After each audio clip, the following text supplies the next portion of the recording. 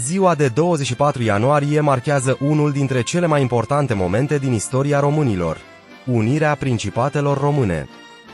Unirea a fost înfăptuită prin voința poporului și prin inteligența politică a elitelor vremii, într-un context european complicat, marcat de prăbușirea vechilor imperii și de afirmarea ideii de națiune.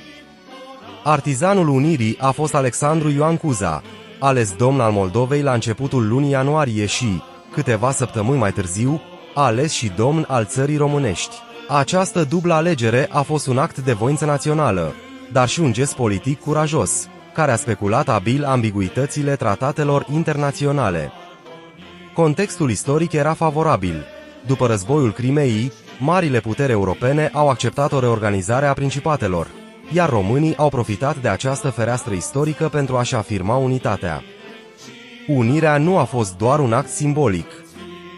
Ea a deschis drumul reformelor moderne: secularizarea averilor mănăstirești, reforma agrară, modernizarea armatei, introducerea unui sistem administrativ unitar, consolidarea ideii de stat român.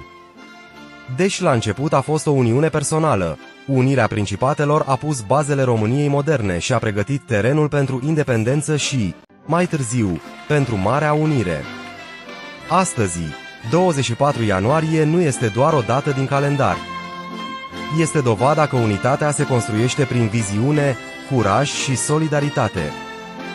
Este lecția că românii pot deveni puternici atunci când acționează împreună. Unirea principatelor nu a fost sfârșitul unui drum, ci începutul unui destin comun.